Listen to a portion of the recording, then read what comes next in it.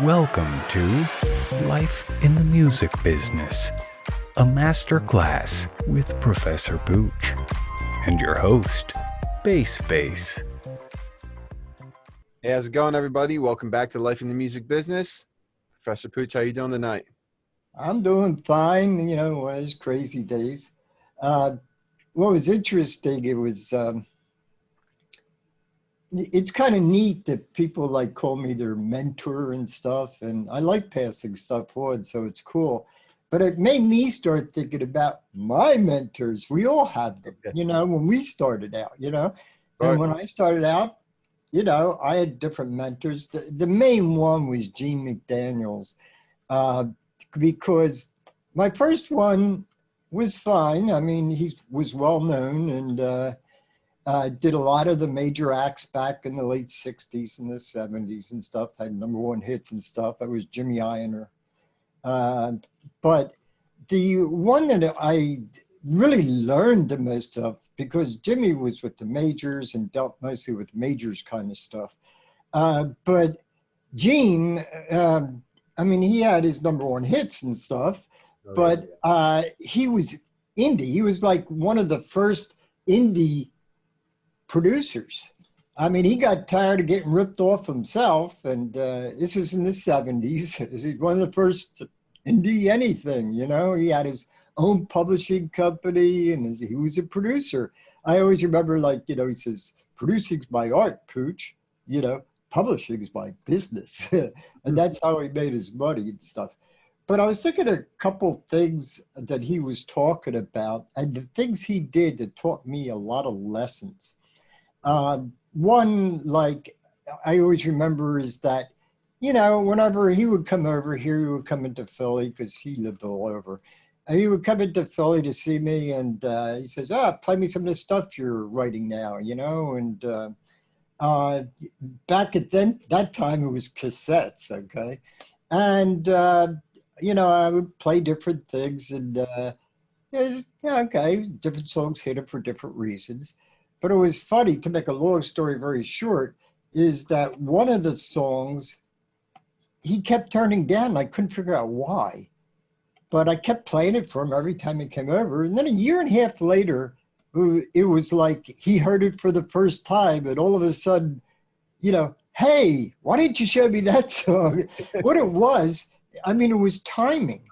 He had somebody for the song, and it hit him. Mm. Another thing that I learned from him, I used to put all my lyrics on lyric sheets, word sheets, so that I'd give it to somebody when I was playing them songs, okay?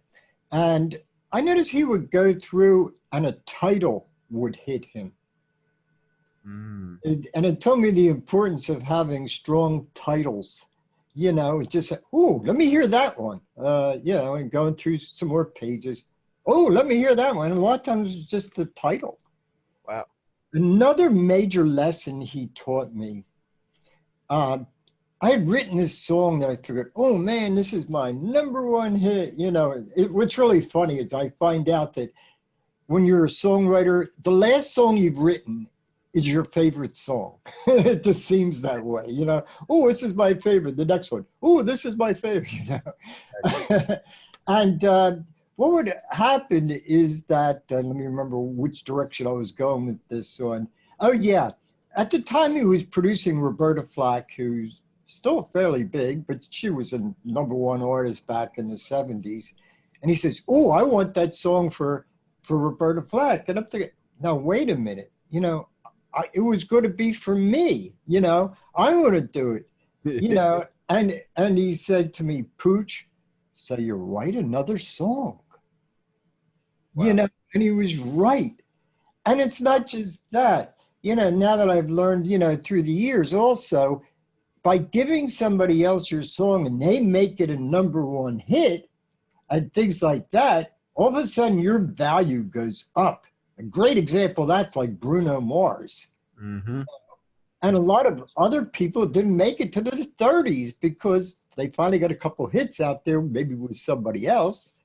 You just never know. Yeah. And the credibility in the industry is huge. And they always keep tabs on everybody. So a lot of people get rejected over and over again, but then end up in the end having a career because of all those rejections and different connections that they made throughout their career and stuff like that. I've seen it a lot of times in a recording studio, excuse me, an artist will come and a lot of times they'll say to a studio, hey, look, I need a bass player, I need this, I need that. In studios, that's where the musicians know, they should know, get them to hear you, get them to like you, that you could be used to in sessions and get paid for studio sessions. Well, the interesting part is I've seen so many of those musicians end up going on tour with the artist and become very big through that. Oh, one of the funniest stories was, oh God, what's the producer? Al Cooper. And he snuck into the studio when Bob Dylan was recording a song, and he saw the only instrument open was an organ. The other studio people and other people he had there were there, whoever they were, for a Bob Dylan session, which was like the biggest thing. So we snuck in, and he just started playing this little line, da da da da da da da, and just thing, and it was ended up with like a Rolling Stone, and the engineer was like, who's that guy? But Dylan says, hey, turn that up louder. And he ended up doing a lot of stuff with Bob Dylan. He produced a lot of major acts. He was the first Blood, Sweat, and Tears. I don't know if anybody remembers that group, but the first Blood, Sweat, and Tears, and then it was taken over by the Canadian singer, and I forget whose name is. But Al Cooper got a big career just by snuck into the studio, just started playing around, and he wasn't even an organ player. He knew a little bit of the others. He just like, da, da, da, da, da, da, da, like a Rolling Stone, So, I mean, it's a lot of times timing, and it's a lot of times persistence, and it's just getting out there. By the way, speaking of producing, a lot of people are getting into this. I think DJ Khaled does it, and different people where they're producers making albums. Yes.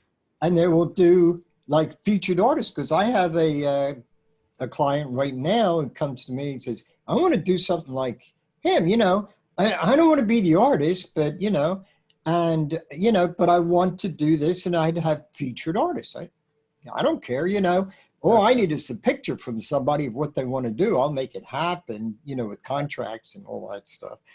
And it is an interesting thing. And why not? It's like the next step from mixtapes or something, It seems to me to be, maybe I'm wrong, but it just all of a sudden producers, will have different artists, but it's their album.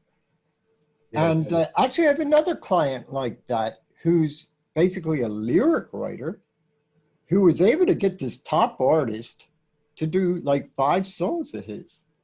Wow. And they're making up this kind of group. It's like so-and-so, I don't want to name it, so-and-so doing, and then his name. And it'll be like that.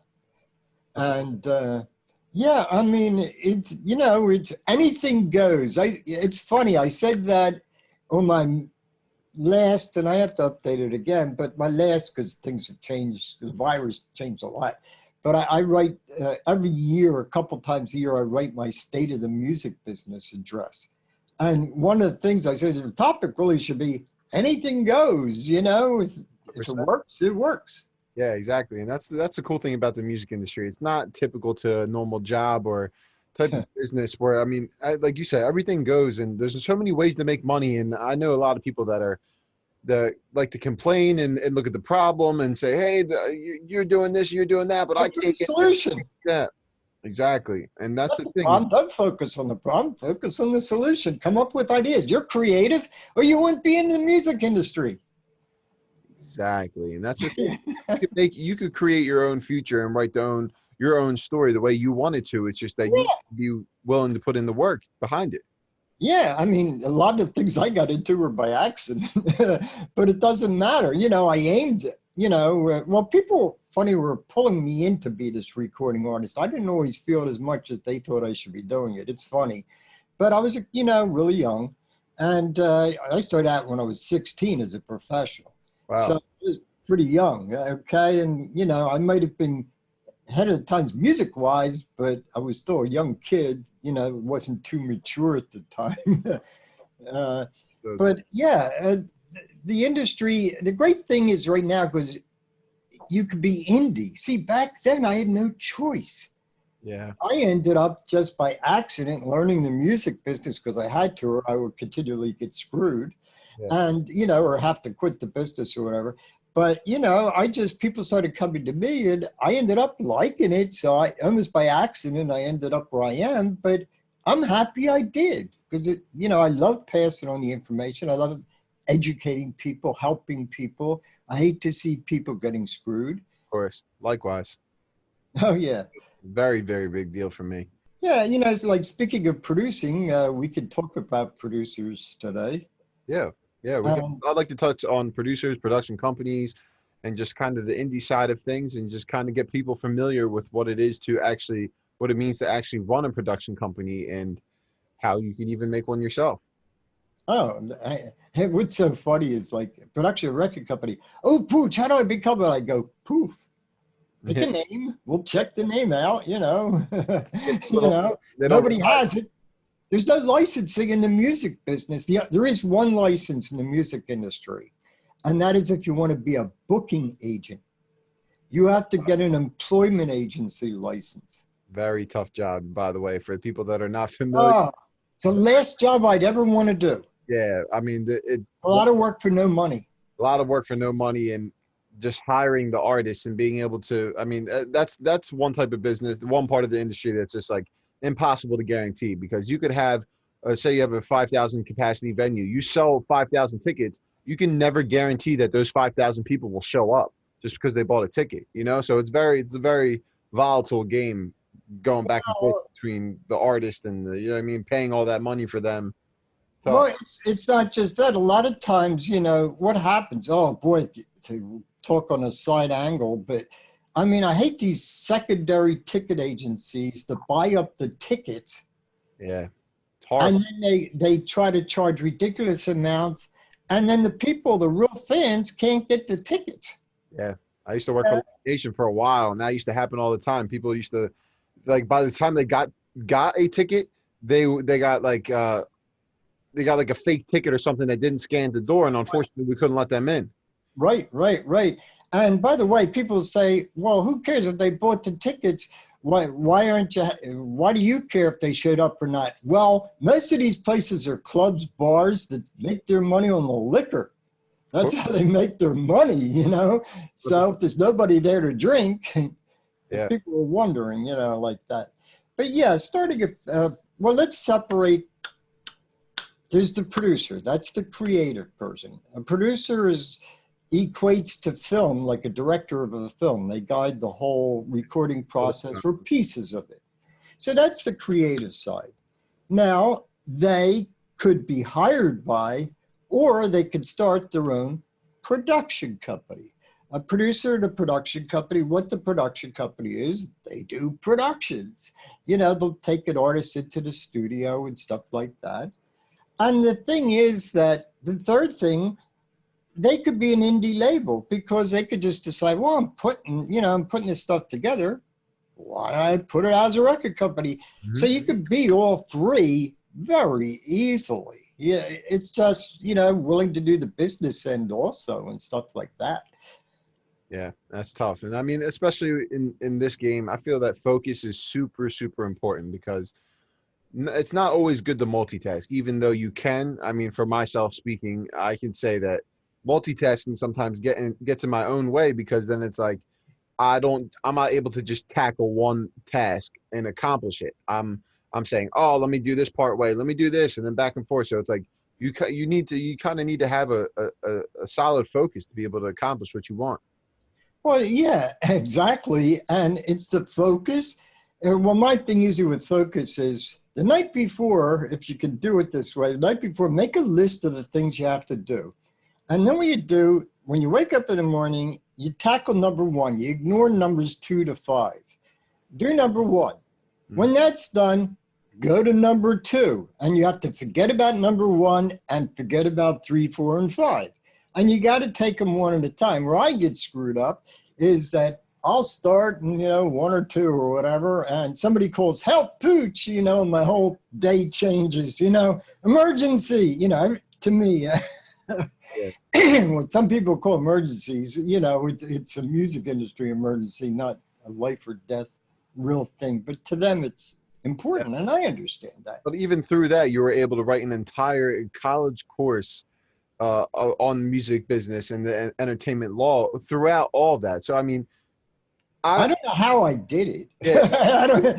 All of a sudden I realized, hey, look what I've done. It was like weird. I just accumulated it. It's so crazy because the first time I had met you and you presented all these things to me, I was like, wow, this guy he knows how to get the job done. And at that time, I was kind of like in between studios, I was kind of at a shaky point in my life. And it was so crazy just to see. It was just like so inspiring to see how you can still be able to help other people throughout the day, but also conquer what you have to conquer as an individual.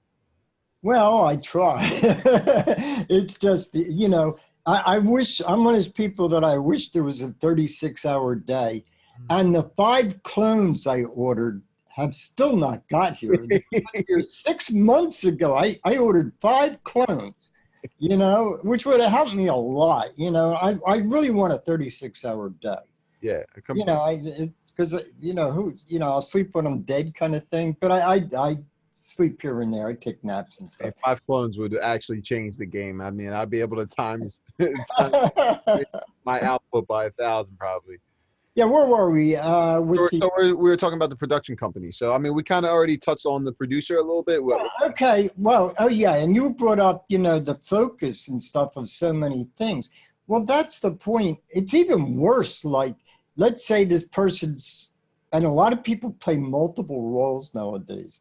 They could be, an artist could come to a manager who also has his record company, also has production company. 2 things to think about. One, do they have all the time to do all that? And 2, do they really know the business? And, even me, nobody knows everything. I know creative business and legal, through my years in the industry. But technical? At one time I knew, technical, but not today's technical. I just say, well, I co-run the Philadelphia recording community. I say, help, with the digital, or it, the digital side, which, I worked with a digital workstation, but that was a different animal in a different century. But let's use that example I gave of now here's a producer, creative person. Do they have the wherewithal to really be a business person? Now they have 2 choices. They either got to learn the business end of it or work with somebody who will work with them and take care of the business in their best interest, the producer's best interest. Yeah. I think that's really important. Now, one of the big things that's happened, excuse me, hairballs are driving me crazy. About 15 years ago, it started coming in somewhere 2004, 5, whatever, is the managers started managing producers even over artists, because it's been growing. The producing has become as big as becoming an artist nowadays. When you talk about DJ Khaled and all these, these different kinds of producers doing all kinds of things, everybody's roles from DJ to producer to this, to, they can all do different things. Yeah. And what's happening is the producers are just as much in demand as the artist. And by the way, if you're an artist, say you want to go with the major, I say, so we start as an indie. Say you want to go with a major, but you have no connections and they're not going to touch you. But if you're with a well-known producer, that producer might have connections with the majors. Just be really careful about the contracts. Let me tell you, they're insane where a production company will sign an artist. Now, this is one way you can get to an indie label, to a major label. The artist would sign a record company contract with the production indie label. Mm-hmm. They would sign with the major, promising that artist to the label. And it would like, instead of signing directly to the major, you'd be signing indirectly through the production company. Now, there's a couple major problems here. I should hold two fingers. A couple major problems here.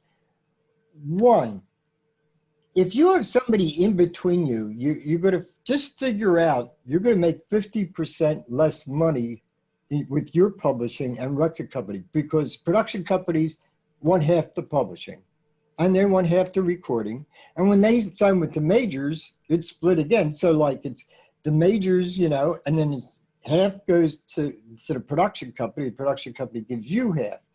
And I've seen production company go through a production company, go through a production company. I've been in on these contracts. They're insane. And the poor artist, who's always the low person on the totem pole, you know, so the money eventually, you know, look, go indie. But, and the second biggest problem with this production company thing is they almost always use what is known as a 360 deal. You will be seeing this in any major label contract. It's hard to get around. What is a 360 deal? Well, when the record company stopped making so much money with, you know, it started with Napster in early 2000. I'm not going to go through the whole history, but it became streaming. They started selling less things and the record companies couldn't make the money they wanted to make. So they came up with this 360 deal. Now, the 360 deal means they take money from every single part of the artist's career. It could be merchandising, which they try to get pieces of anyhow. Live performances, which nowadays through the virus, that's another story too. But you know, every single thing, publishing, they want to take that 360. Now, what this production company might do to you is you think, wow, I can get to the major, you know, give that 360, you know, kind of deal. Oh, I hate to do this, but they'll give me the major. But what about if the major doesn't want them? The artist. The production company is still making the 360 on the artist. Now, I'll show you a way around that. Give you one of my secrets that works, okay? If they have to want you. Look, deals for artists, whether you're with a major or whatever, it's how badly they want you. If you're creating a big buzz, they'll give in a little more. Well, I've been able to make it so, oh, you want a 360 deal, you want this 25%, and the major's going to want 20, 25%, and all of a sudden, where's all your money going, you know, in this 360 deal? I make it that if the major doesn't pick them up, it's never going to go above 10%. So they're getting something out of it, and it also makes them want more to go with the major instead of just holding you and taking your 360. Instead of the 25, 30%, you know, I'd say, hey, unless and until you sign this artist to the major, because that's what they want for some reason, some artists do. And, you know, until then, we're only giving you 10% of that 360. So it makes them more, you want to give people incentives to move the person where they want to go. Yeah. And I know all these contracts, and even if, say, an artist were to sign a 360 deal, it's only for a length of time, like most of the time. So would it be a bad move for an artist to take that opportunity to go with the label, to be able to use all their connections, build up their career, and then after that contract is over or before they even get... It doesn't work that way. It doesn't work that way. If the production company has any idea what they're doing, or the indie label, what they do is, say you sign with this production company for 36 months, let's just say. But if they sign with the major, and the major is 10 contract periods, I have to get into explaining contract periods. It doesn't go by years anymore. But that production company contract, it's going to say in there that they sign you with a major, the production company then goes by the majors. They stay in the whole time you're signed with the majors. Oh, wow. So they're, wow. So in other words, it gets, if they get you a deal, that's the reward they get. it's extended so they can keep being the production company. At the same point in time, the major label will not touch that deal if the producer insists to be the only producer. Now, if it's a mega producer, they might say yes. Yeah. But most producers are going to say, oh, look, they can come to your production company, but we choose the producer, or your artist, we pick another producer. They don't want to be stuck with one producer if the producer's doing crap, but they really want the artist. Yeah, makes a lot of sense. It's just a business tactic. Yeah, and you see, we're talking, it can go in so many directions. Matter of fact, you know, what I do with my clients is, I've been doing this for about 15 years or so. I make a combination, I write a combination production company, record company contract. So let's say from the producer's side, that allows the artist to sign to a producer, and it's a production indie, you know, label tied together. And if they sign with them, you know, if they indie wants to put it out, they put it out. Now, if they sign with the major label like a Sony or WMG or whomever, that's Warner Music Group, okay, or Universal Music Group, one of them, okay. Then what happens is the production record company becomes a production company, and then this Sony or whatever becomes the record company. Okay. Wow. Now, let's say the artist starts working with this producer. He likes what they're doing. He puts it out. Let's say he starts working with another artist. The major's not going to take them for some reason or another, but the production company, the producer, doesn't get along with the artist. Maybe the artist is, some people change when they're put under pressure. Of course. You know, I'll show you a trick I use on that. But somebody changed. So what happens is the producers say, I don't want to be stuck with putting this artist out. So they'll give them to another indie label, but they're still the production company. In other words, you can stay with some form of control. My people keep control. And this works if they were just the artist forming their own record company. I make it a production company. So they have some creative control on what they're doing. You know, it's just really important. Yeah, it's very important, especially nowadays. I mean, you see the emphasis on the indie labels and all that stuff. And a lot of people don't realize how amazing it is to be able to have your own creative control until you don't have it. You know what I mean? It's the old, it goes back to the old saying, you don't know what you got till it's gone. Ain't no one who got to it's gone. That's Joni Mitchell. That's it. Okay. I knew there was a song involved somewhere. By the way, the producer really, as a creative person, can go several different directions. I want to stick this in here. They could sign the artist to their production company. At that point, though, they're paying for the recording sessions, or they're using their own studio or have a deal with the studio. You know, you promise them this, they promise you whatever the deal. But you could do like several different avenues. If they're signing to your production company, fine. Then it's your production company hiring you as the producer for the artist. But what about if an artist comes to you that's with a major label, say, or another label? Fine, you could still be your production company for that label, so like it was me, it would be Professor Pooch or Professor Pooch Productions, produced by, Professor Pooch, Professor Pooch Productions, for this artist or whatever.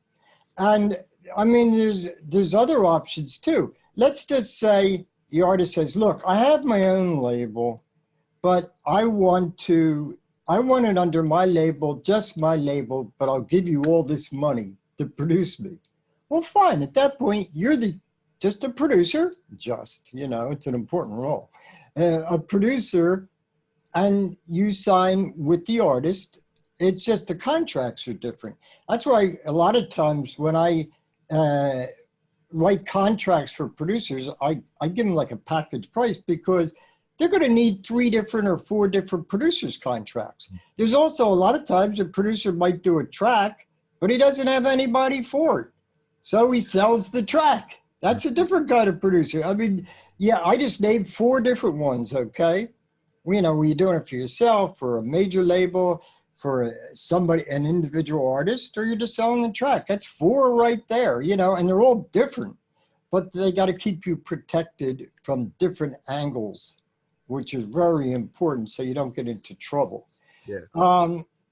Now, the production company, it's easy to start one, you know, poof, but you got to know what you're doing. And the biggest mistake, well, it's a couple of big mistakes I see people make. A lot of times producers want to do this production indie label kind of thing is because they have all these songs they want somebody to do. But geez, please, you know, geez, please, that's horrible. That's a TikTok moment or something, you know, geez, please, you know. But you want to make sure the artist really fits the song. If they can't feel it. No, but I see a lot of producers, they'll just put any artist just to get their song, and the person can't feel it. You know, it doesn't make any sense to do. I mean, and also they shouldn't waste time and energy. Look, time's money. You're going to learn that as a business person, one way or another at some point in time. Time's money. If you're going to spend a lot of time on this artist, you know, they better be good because you're spending time on them, money, effort, time, whatever it is. And, you know, remember your name is on the line, you know, even though you could say, well, I have a choice of whether I want my name listed or not. I've done that for some producers. Look, I'm just being paid. I don't want to be, you know, well, make up another name, you know, or something. You know, hey, whatever works is fine with me. But producers could do it from so many angles. I mean, nowadays it's just unbelievable. It's crazy, especially from the beats, and I mean the whole producer. The job of the producer, I feel like, has changed. At least the perception of the producer has changed because so many people can use their DAWs to produce in Pro Tools, whatever what they decide is best for them. And there a lot of the producers nowadays are tracks producers, where they're just supplying the music bed, and then the artist is filling the void. And I feel like that's where we are at this current moment in the industry, majorly in the hip hop game, because so many artists are looking for new beats, and so many young people are being put off because of that reason. Yeah. By the way, for people, DAW stands for Digital Audio Workstation. Just a little definition. What it stands. There's so many damn acronyms in this world nowadays. It drives me crazy. I looked up one. I was looking for one particular because I wasn't sure which one it was. 307 different possibilities it showed up on Google, you know? Wow. Okay, back to that. Let's go back to now where we were talking about in the very beginning, where the artist, a producer just wants to do a whole album of his songs with featured artists. Now, he has a choice, or she has a choice, or they have a choice. Sometimes they work as a team, you know, and I'm working with several teams that work together in different ways. Sometimes there's one, sometimes there's 2, 3, 4 that'll work together on projects and stuff like that. So let's look at the DJ Khalid or one of those kinds of people that wants to put an album out, and you have an artist. Well, what do? How do you sign them? What's your name? You know, you could put, you know, just your name out there, you know, DJ Khalid featuring, and just list a bunch of people. But contract-wise, there is what is known as a featured artist contract. Well, there's a contract for anything. You just, like with me, sometimes I do it on the run, what it's going to cover, you know, and that fits under, like if you use a studio musician, a studio singer. But here, featured artist is a little different sometimes, because they might be, if they're featured through the whole song, that's really a featured artist. And how should they get paid? Or what are they doing it for? And sometimes it's just to get known, you know, but you want to make some money or some kind of profit. Like, for example, here's an example. Maybe the artist and the producers split the artist monies, the income that comes in. That's an option.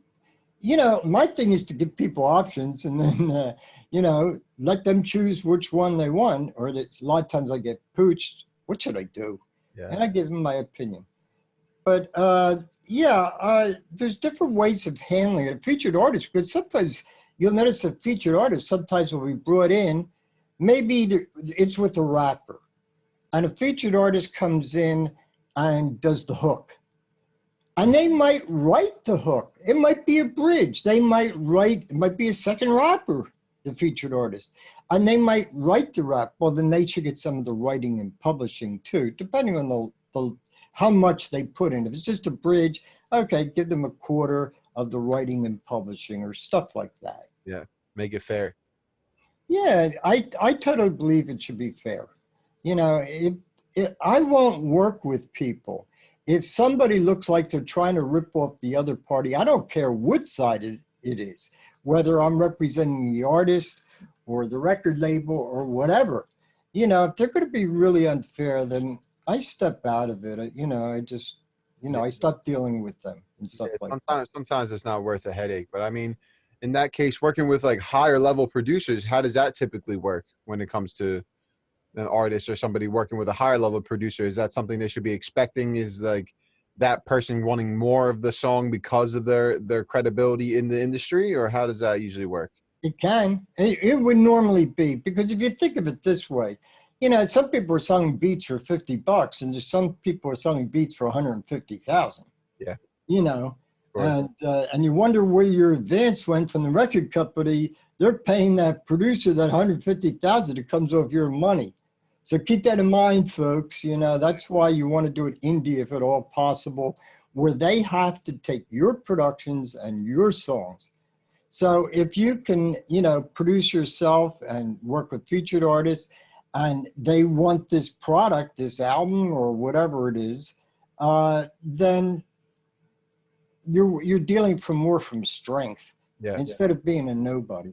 Yeah, that's important. I mean, nowadays you can build a fan base and do all the things. It's just kind of like the guerrilla marketing. It's like word of mouth and hustling and bustling to make sure that you know what I mean? Like the old saying, shaking hands and kissing babies. I mean, it's not going to be that extreme, but I mean, for the first 4 years of my career, I had my business cards ready to go. Anytime I met somebody, gave them my business cards, said, hey, if you ever need anything, feel free to reach out. I have a bunch of tracks and yada, yada, yada. But you just said something very important. Everybody should have business cards of some, even if you're the artist, and it should have your manager's name to contact and stuff like that, you know? Yeah, it's actually funny. For a little while there, to bring this is like a little side note. For a while there, I had created up a new name or like an email for my supposed manager, but the manager was just me. But at the time, that's how I represented myself, to be like, hey, but forward all important information to Steve at BACEFACE.com or whatever it was at that time. Yeah, right. I mean, and there's nothing wrong with that. I've seen people use their dog's name. You know, write to Buffy at it's their dog.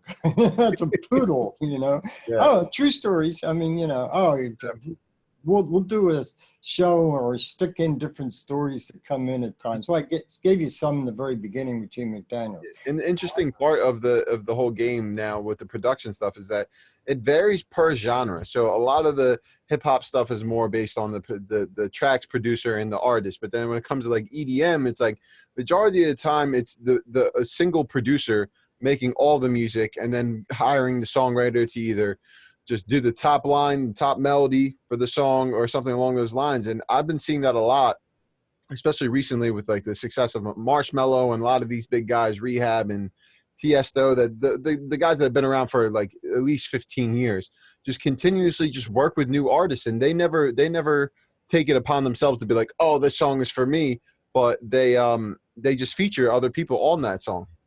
Yeah, why not? I mean, just some people aren't meant to be performers, you know. Probably if it was now, it existed a long time ago when I was doing just a lot of plain producing and stuff, I might have chosen this, hey, I'll get this feature artist, because a lot of times I write songs and I just let the song go where it goes. And if it's not for me, it's not for me. I mean, I put out stuff that's not, you know, so under somebody else, you know, and I have somebody else do it.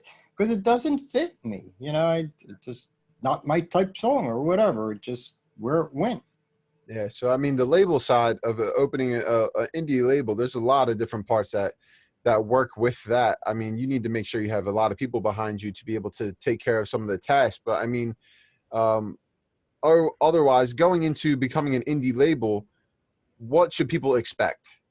Well, I must stick in one thing here. If you don't have great songs, you're wasting your time. Or if you don't have the talent to put the song across, you're wasting your time.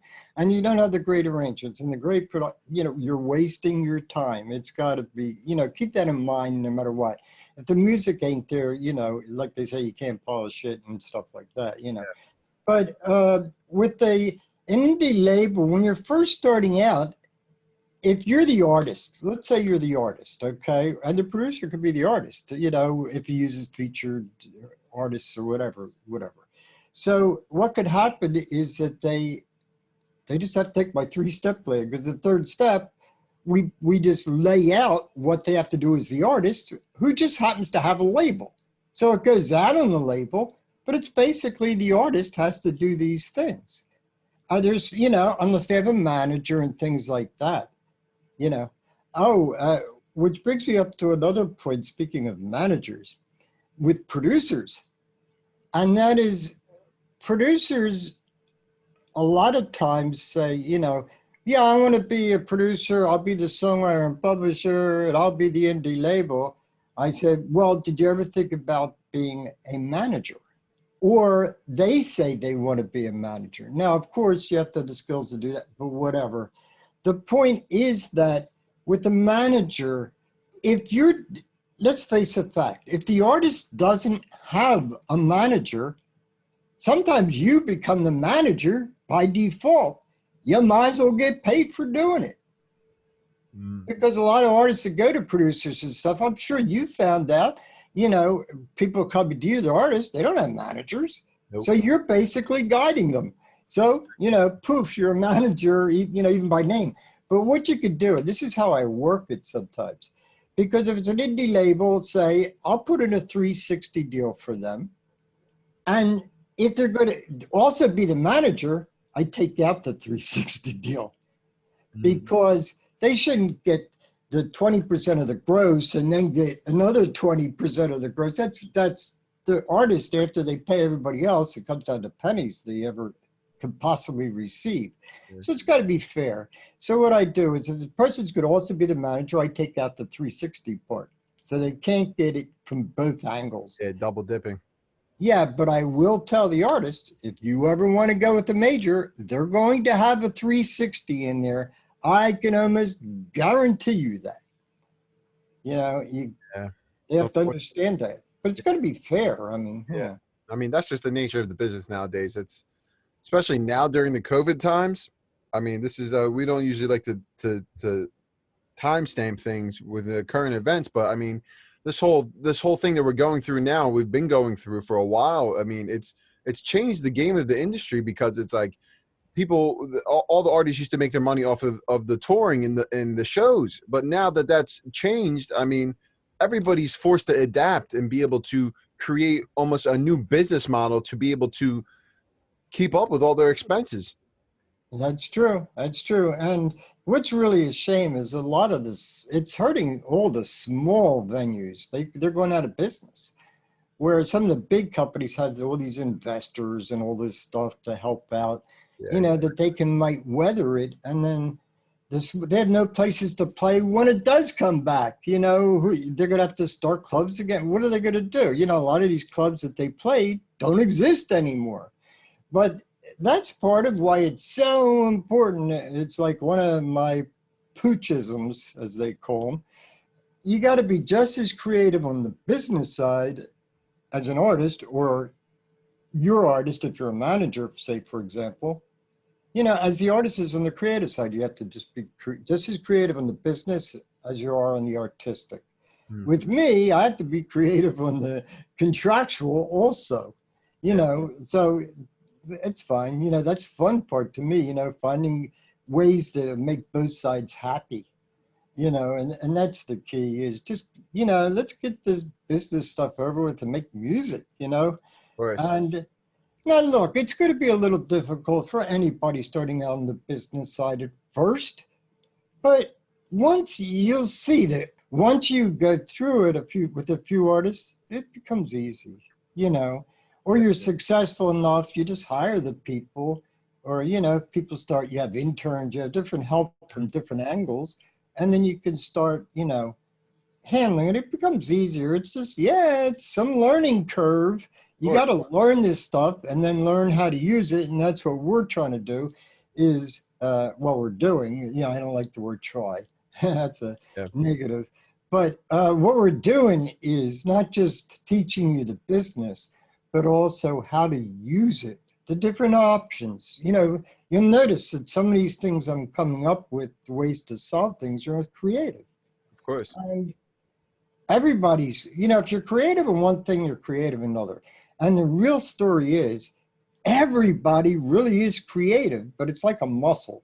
You just got to let yourself go. The problem is the way people are raised nowadays, starting in kindergarten, or, you know, follow the rules, do this. They don't want you to be creative. They want you to follow the rules and graduate and get a job.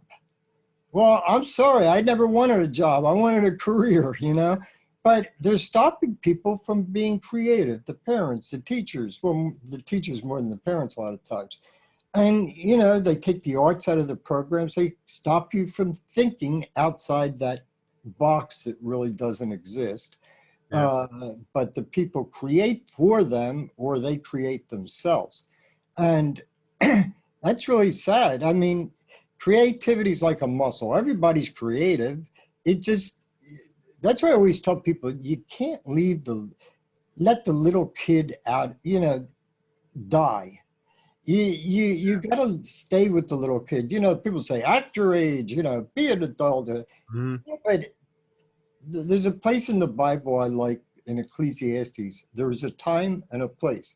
To me, yeah, I goof around, I have fun, you know, but if it's, you know, there's a place to be serious, I'm serious. But if you lose the little kid in you, it's that creative, that image thing. You'll watch little kids before they're indoctrinated by somebody.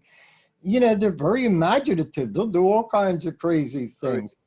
Right. And we stopped that in the school systems. And that's a whole story. Conversation. That's a whole conversation on its own, what they do to people. But, you know, they've cut all the arts and the thinking and creativity out of, you know, that's the first thing to go when they're cutting the budgets.